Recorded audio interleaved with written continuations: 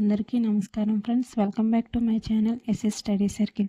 ఈనాడు పేపర్లో వచ్చేటువంటి ముఖ్యమైన కరెంట్ అఫైర్స్ అనేది ప్రతిరోజు కూడా మన ఛానల్లో అయితే డిస్కస్ చేస్తున్నాం. 2026 ఫిబ్రవరి 25వ తారీఖు సంబంధించినటువంటి ముఖ్యాంశాలు అయితే చూద్దాం. దీనిలో మొదటి అంశం వచ్చి నీతి ఆయోగ్ సీఈఓగా నిధి చెంబర్. సెకండ్ వన్ వచ్చి పోఖ్రాన్లో సైన్యం అగ్నివర్ష విన్యాసాలు. థర్డ్ వన్ వచ్చి ఆపరేషన్ ఆక్టోపస్. ఫోర్త్ వన్ వచ్చి సూర్యునిపై నిరంతర నిఘాకు 3D నమూనా. ఫిఫ్త్ వన్ వచ్చి కేరళ పేరు కేరళంగా మార్పు కేంద్ర మంత్రి మండలి ఆమోదం గురించి. ఈరోజు పేపర్ అనేది చాలా చాలా ఇంపార్టెంట్ ఫ్రెండ్స్. ఇందులో మొదటి అంశం వచ్చి నీతి ఆయోగ్ సీఈఓగా నిధి చెంబర్. దీని గురించి అయితే చూద్దాం. నీతి ఆయోగ్ ప్రధాన కార్యనిర్వహణ అధికారిగా సీనియర్ ఐఏఎస్ అధికారిని నిధి చెబ్బర్ అయితే నియమితులయ్యారు. ఈమె 1994 అఖిల భారత సర్వీసుల్లోని ఛత్తీస్గఢ్ కేడర్కి చెందిన చెబ్బర్ ప్రస్తుతం నీతి ఆయోగ్లోని అభివృద్ధి పర్యవేక్షణ మూల్యాంకన కార్యాలయాల్లో డైరెక్టర్ జనరల్గా అయితే విధులు నిర్వహిస్తున్నారు.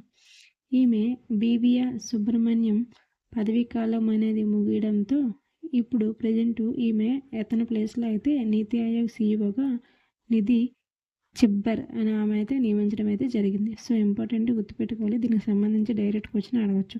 ఇటీవలి నీతి ఆయోగ్ సీఈఓగా ఎవరు నియామకం అయ్యారని అడగవచ్చు. నిధి చెబ్బర్. సో ఇంపార్టెంట్ గుర్తుపెట్టుకోండి. నెక్స్ట్ అంశం వచ్చి పెట్టుబడులకు రైట్. దీని గురించి అయితే చూద్దాం. ఈ నెల 18న రాష్ట్ర పెట్టుబడుల ప్రోత్సాహక బోర్డు సమావేశంలో తీసుకున్నటువంటి పలు నిర్ణయాలు అయితే ఆమోదించడం జరిగింది.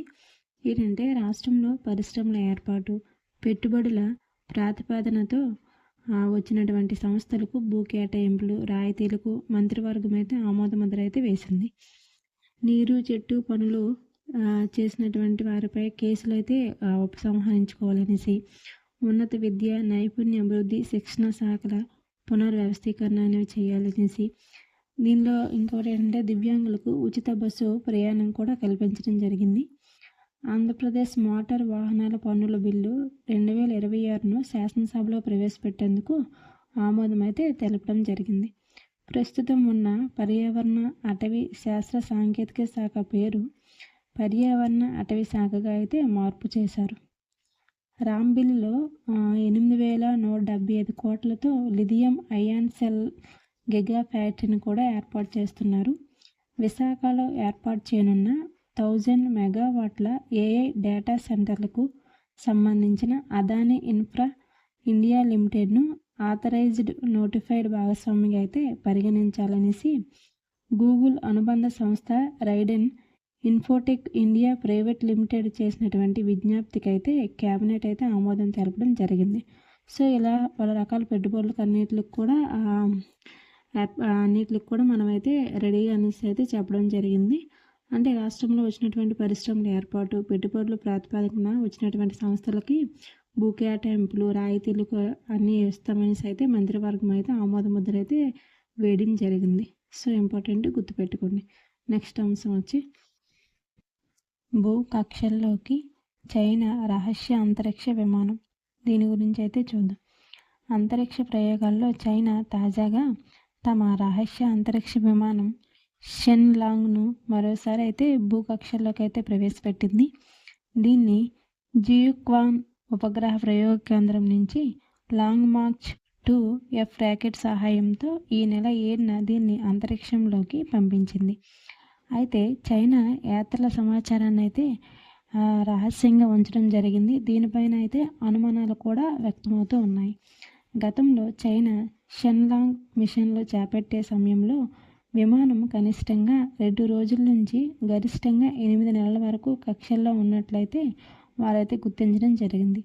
అది కక్షల్లోకి చిన్న ఉపగ్రహాలను ప్రవేశపెట్టడం వంటివి గమనించినట్లుగా తెలిపారు.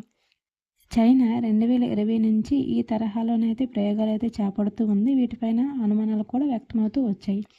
అయితే భవిష్యత్తులో అంతరిక్షాన్ని మరింతగా సమర్థవంతంగా వినియోగించుకోవడము, అందుబాటులో వ్యయంలో ప్రయోగాలు చేపట్టడం వంటి అంశాలపైన అధ్యయనం చేసేందుకు తాము ఇలాంటి ప్రయోగాలు చేస్తున్నామనేసి అయితే చెప్పడం జరిగింది. సో ఇంపార్టెంట్ గుర్తుపెట్టుకోండి. నెక్స్ట్ అంశం వచ్చి సూర్యునిపై నిరంతర నిఘాకు 3D నమూనా. ఇదంటే సూర్యగోళంలో సంభవిస్తున్నటువంటి పరిణామాలన్నింటినీ కూడా పరిశీలించేందుకు ఈ 3D నమూనాను అయితే రూపొందించడం జరిగింది. దీని గురించి అయితే చూద్దాం. సూర్యగోళంలో సంభవిస్తున్న పరిణామాల పరిశీలనకు ఐఐటి కాన్పూర్కి చెందిన పరిశోధకులు ప్రపంచంలోనే మొట్టమొదటిసారిగా డేటా ఆధారిత 3D నమూనాను అయితే రూపొందించడం జరిగింది. తాము అభివృద్ధిపరిచిన 3D నమూనాకు కనీసం గత 11 సంవత్సరాల సౌర సమాచారాన్ని అందిస్తే అది రానున్న 5 ఏళ్లలో సూర్యగోళంపై ఎలాంటి పరిణామాలు సంభవిస్తాయో కూడా తెలియజేస్తుందని అయితే చెప్పడం జరిగింది. సౌర తుఫాన్లకు, సౌర విస్ఫోటనలకు కారణమయ్యే సన్స్పాట్ కార్యకలాపాలను నిరంతరం అధ్యయనం చేసేందుకు ఇది ఎంతగానో ఉపయోగపడుతుందనేసి అయితే ఐఐటి కాన్పూర్కి చెందినటువంటి పరిశోధకులు అయితే దీని గురించి అయితే చెప్పడం జరిగింది. సో ఇంపార్టెంట్ గుర్తుపెట్టుకోవాలి. ఇటీవలి ఐఐటి వారు సూర్యునిపై నిరంతర నిఘా కోసం 3D నమూనాను రూపొందించారని అడగచ్చు. ఐఐటి కాన్పూర్ గుర్తుపెట్టుకోండి. నెక్స్ట్ అంశం వచ్చి ఆపరేషన్ ఆక్టోపస్. దీని గురించి అయితే చూద్దాం. ఆపరేషన్ ఆక్టోపస్ అనేది దేనికోసం అంటే సైబర్ నేరగాళ్ళను ఆట కట్టించేందుకు నగర సైబర్ క్రైమ్ పోలీసులు పాన్ ఇండియా స్థాయిలో ఆపరేషన్ ఆక్టోపస్ని అయితే 16 రాష్ట్రాల్లో అయితే నిర్వహించారు. వీటిపైన దాడులు కూడా చేయడం జరిగింది. దీనిలో భాగంగా 104 మందిని అయితే అరెస్ట్ చేశారు. 36 లక్షలు కూడా స్వాధీనం చేసుకోవడం జరిగింది. సో ఇంపార్టెంట్ గుర్తుపెట్టుకోవాలి. ఆపరేషన్ ఆక్టోపస్ అనేది దేనికోసం అని అడగచ్చు. సైబర్ నేరగాల పట్టుకోవడం కోసం కాబట్టి గుర్తుపెట్టుకోండి. నెక్స్ట్ అంశం వచ్చి బాలికలకు ఉచితంగా హెచ్పివి టీకా. దీని గురించి చూద్దాం. హెచ్పివి అంటే హ్యూమన్ పాపిలోమా వైరస్. మహిళల్లో గర్భాశయ ముఖద్వార క్యాన్సర్తో పాటు మరికొన్ని రకాల క్యాన్సర్ను నివారించేందుకు, అరికట్టేందుకు కేంద్రం త్వరలో దేశవ్యాప్తంగా హ్యూమన్ పాపిలోమా వైరస్ వ్యాక్సినేషన్ కార్యక్రమాన్ని అయితే ప్రారంభించనుంది. ఇందులో భాగంగా 14 సంవత్సరాల బాలికలకు గార్డిసిల్ అనే టీకాను అయితే ఆరోగ్య కేంద్రాల్లో అయితే ఉచితంగా అయితే ఇవ్వనున్నారు. ప్రపంచంలోనే క్యాన్సర్ బాధితుల సంఖ్య పరంగా చూసినట్లయితే చైనా ఫస్ట్ ప్లేస్, సెకండ్ వచ్చి అమెరికా, మన భారత్ అయితే 3వ స్థానంలో అయితే నిలవడం జరిగింది. 2040 నాటికి దేశంలో క్యాన్సర్ రోగుల సంఖ్య అనేది 20 లక్షలకైతే ఉంటుందనేసి అయితే అంచనా వేయడం కూడా జరిగింది. సో ఇంపార్టెంట్ గుర్తుపెట్టుకోండి. నెక్స్ట్ అంశం వచ్చి పోఖ్రాన్లోని సైన్యం అగ్నివర్ష విన్యాసాలు. వీటి గురించి అయితే చూద్దాం. యుద్ధ సామర్థ్యాలను, సన్నద్ధతను చాటి చెప్పేలా రాజస్థాన్లోని పోఖ్రాన్ ఎడారిలో సైన్యం అగ్నివర్ష పేరుతో భారీ విన్యాసాలు అయితే నిర్వహించింది. ఈ విన్యాసాలకు గాను 25 దేశాల నుంచి విదేశీయులు అయితే వీక్షించడం జరిగింది. హిమాచల్ ప్రదేశ్లోని బక్లోహ్లో భారత్, అమెరికా సైన్యాలు 16వ విడత సంయుక్త మిలిటరీ విన్యాసాలు కూడా ప్రారంభించడం జరిగింది. పర్వతాలతో కూడిన ప్రాంతాల్లో సంయుక్త బలగాల ఆపరేషన్లను చేపట్టే సామర్థ్యాలను బలోపేతం చేసుకోవడం వంటి వాటిపైన దృష్టి పెట్టాలనుకుంటున్నామని అయితే చెప్పడం జరిగింది. సో ఇంపార్టెంట్ గుర్తుపెట్టుకోవాలి. ఇటీవలి సైన్యం అగ్నివర్ష విన్యాసాలు ఎక్కడ నిర్వహించారని అడగచ్చు. రాజస్థాన్లోని పోఖ్రాన్ ఎడార్లు. సో ఇంపార్టెంట్ గుర్తుపెట్టుకోండి. నెక్స్ట్ అంశం వచ్చి భారతదేశానికి కెనడా ప్రధాని మార్క్ కార్నీ పర్యటనకు అయితే రానున్నారు. దీని గురించి చూద్దాం. కెనడా ప్రధాని మార్క్ కార్నీ భారత్లో అయితే పర్యటించనున్నారు. ఇతను పర్యటనకు రాకముందు ముంబైలో 2008లో ఉగ్రదాడి అయితే జరిగింది. దీనికి కీలక పాత్ర పోషించినటువంటి నిందితుడు పాకిస్తాన్లో జన్మించిన కెనడా వాసి తహ్వర్ రాణా పౌరసత్వాన్ని అయితే రద్దు చేసే దిశగా అయితే కెనడా ప్రభుత్వం అయితే నిర్ణయం అయితే తీసుకుంది. ఇతను ముంబైకి అయితే చేరుకొని భారత ప్రధాని నరేంద్ర మోడీ వ్యాపారవేత్తలతో అయితే భేటీ కానున్నారు. ఇరు దేశాల మధ్య ద్వైపాక్షిక దౌత్య సంబంధాల పునరుద్ధరణకు తమ ప్రభుత్వం మీద ఆసక్తిగా ఎదురు చూస్తుందనేసి కెనడా ప్రధాని మార్క్ కార్నీ అతనైతే తెలపడం జరిగింది. అమెరికా ప్రాధాన్యంగా ఉన్న వాణిజ్య సంబంధాలను వైవిధ్యపరిచే ప్రణాళికలో భాగంగా భారత్, ఆస్ట్రేలియా, జపాన్లో మార్క్ కార్నీ అయితే పర్యటించనున్నట్లు తెలపడం జరిగింది. సో ఇంపార్టెంట్ గుర్తుపెట్టుకోండి. నెక్స్ట్ అంశం వచ్చి భారత్ ప్రధాని ఇజ్రాయెల్ పర్యటన. దీని గురించి అయితే చూద్దాం. ద్వైపాక్షిక రక్షణ, వాణిజ్య సహకారాన్ని పెంపొందించేందుకు భారత ప్రధానమంత్రి నరేంద్ర మోడీ గారు 2 రోజుల పాటు ఇజ్రాయెల్ అయితే పర్యటించనున్నారు. ఇతను గడిచిన 9 ఏళ్లలో మోడీ ఇజ్రాయెల్ పర్యటించడం ఇది రెండోసారి. చివరిసారిగా ఆయన 2017 జూలైలో అయితే ఇజ్రాయెల్ దేశాన్ని అయితే సందర్శించారు. ఇజ్రాయెల్ ప్రధాని సైతం 2018 జనవరిలో అయితే భారత్ పర్యటనకు అయితే రావడం జరిగింది. ఈ పర్యటనలో భాగంగా ఇరువురు ప్రధానులు అంటే ఇజ్రాయెల్ ప్రధాని బెంజమిన్ నెతన్యాహు, భారత్ ప్రధాని నరేంద్ర మోడీ గారు అయితే ఈ సమావేశాలు ఏంటంటే గాజా పరిస్థితితో పాటు పశ్చిమాసియాకు సంబంధించినటువంటి అనేక అంశాలపై కూడా చర్చించనున్నారు. సో ఇంపార్టెంట్ గుర్తుపెట్టుకోండి. నెక్స్ట్ అంశం వచ్చి గాల్వాన్ తర్వాత చైనా రహస్య అణుపరీక్షలు. వీటి గురించి అయితే చూద్దాం. చైనా రహస్య అణుపరీక్షలకు సంబంధించినటువంటి పలు వివరాలను అయితే అమెరికా అయితే బహిర్గతం చేసింది. ఏంటంటే 2020 జూన్లో బీజింగ్ అణుపరీక్షలు నిర్వహించిందని అమెరికా విదేశాంగ శాఖ అండర్ సెక్రటరీ కిప్టోఫరియే పేర్కొన్నారు. బీజింగ్ ఉద్దేశపూర్వకంగా అణుశక్తిని భారీగా విస్తరిస్తుందని అయితే పేర్కొన్నారు. చైనా ఉద్దేశాల్లో పారదర్శకత లేకపోవడంపై కూడా విచారం వ్యక్తం చేశారు.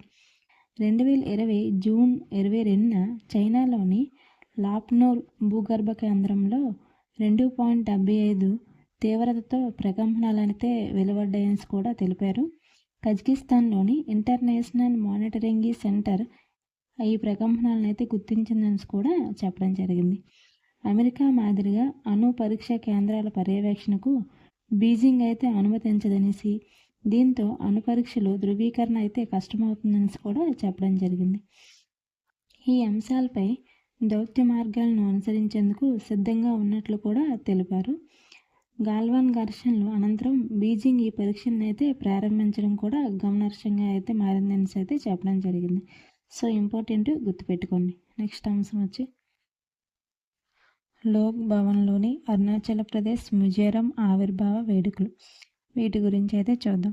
విజయవాడలోని ఆంధ్రప్రదేశ్ లోక్ భవన్లో అరుణాచల్ ప్రదేశ్ మిజోరం ఆవిర్భావ వేడుకలను అయితే నిర్వహించారు. ఈ కార్యక్రమంలో గవర్నర్ అబ్దుల్ నజీర్ అయితే పాల్గొన్నారు. ఈ కార్యక్రమంలో భాగంగానే ఇతను ఏం చెప్పారంటే అరుణాచల్ ప్రదేశ్లో అందమైన పర్వతాలు, బౌద్ధ మఠాలు, సరస్సులు, సాంస్కృతిక ప్రసిద్ధి చెందిన రాష్ట్రమని అయితే పేర్కొన్నారు. భారతదేశంలోనే అత్యధిక సంఖ్యలో తెగలు ఉన్న రాష్ట్రంగా మిజోరం అయితే ఉందని కూడా ఈ రాష్ట్రాల గురించి అయితే గవర్నర్ అబ్దుల్ నజీర్ గారు అయితే చెప్పడం జరిగింది. సో ఇంపార్టెంట్ గుర్తుపెట్టుకోండి. నెక్స్ట్ అంశం వచ్చి కేరళ పేరు కేరళంగా మార్పు. దీని గురించి అయితే చూద్దాం. కేరళ పేరు కేరళంగా మార్పు కోసము కేంద్ర మంత్రిమండలి అయితే ఆమోదం అయితే లభించింది. ఈ కేరళ అసెంబ్లీ తీర్మానం అనేది ఎప్పుడంటే జూన్ 24, 2024లో అయితే ఈ తీర్మానం అయితే చేయడం జరిగింది. అంటే పేరు మార్పు గురించి. కేరళ బిల్లు 2026. అయితే కేరళ అనేది భాషా ప్రయుక్త రాష్ట్రాల భాగంగా ఇది ఎప్పుడు ఏర్పాటైందంటే నవంబర్ 1, 1956లో అయితే కేరళ రాష్ట్రం అయితే ఏర్పాటైంది. అయితే ఈ బిల్లు అనేది ఏంటంటే బిల్లును పార్లమెంట్లో ప్రవేశపెట్టే ముందు రాష్ట్రపతి ఏం చేస్తారంటే కేరళ శాసనసభ అభిప్రాయాన్ని అయితే తీసుకుంటారు. తర్వాత బిల్లును కేంద్రం పార్లమెంట్లో ప్రవేశపెడుతుంది. దాన్ని రాష్ట్రపతి ఆమోద ముద్రతో అధికారికంగా అయితే పేరు మార్పు అయితే జరుగుతుంది. పాలిటీలో భాగంగా ఫస్ట్ షెడ్యూల్లోని ఆర్టికల్ 3 ప్రకారం అయితే ఈ రాష్ట్రాల పేరు మార్పు అయితే జరుగుతూ ఉంటుంది. సో ఇంపార్టెంట్ గుర్తుపెట్టుకోవాలి. కేరళ పేరు ఇప్పుడు కేరళంగా అయితే మార్పుగా అయితే కేంద్ర మంత్రిమండలి అయితే ఆమోదం అయితే లభించింది. సో ఇంపార్టెంట్ గుర్తుపెట్టుకోండి. చూశారు కదా ఫ్రెండ్స్, 2026 ఫిబ్రవరి 25వ తారీఖు సంబంధించినటువంటి ముఖ్యమైన కరెంట్ అఫైర్స్ అయితే డిస్కస్ చేసాం. ఈరోజు పేపర్ అనేది కూడా చాలా చాలా ఇంపార్టెంట్ ఫ్రెండ్స్. ప్రతి పాయింట్ కూడా చాలా ఇంపార్టెంట్. సో అందరూ గుర్తుపెట్టుకోవాలి. రోజు కూడా ఈనాడు పేపర్లో వచ్చేటువంటి ముఖ్యమైన కరెంట్ అఫైర్స్ మన ఛానల్ డిస్కస్ చేస్తున్నాం కదా. కొత్తగా ఎవరైనా సరే మన ఛానల్ విజిట్ చేసినట్లయితే మన ఛానల్ సబ్స్క్రైబ్ చేసుకొని ఫాలో అవుతూ ఉండండి ఫ్రెండ్స్. మన ఛానల్ సబ్స్క్రైబ్ చేయండి. జాబ్ అప్డేట్స్ కూడా ఇవ్వడం జరుగుతుంది. So please support my channel. మన ఛానల్ సబ్స్క్రైబ్ చేయండి, లైక్ చేయండి. మీ ఫ్రెండ్స్ ఎవరైనా సరే కాంపిటేటివ్ అయితే వాళ్ళకైతే మన క్లాసెస్ అనేవి అయితే షేర్ చేయండి friends. Thank you for watching my channel. Thank you.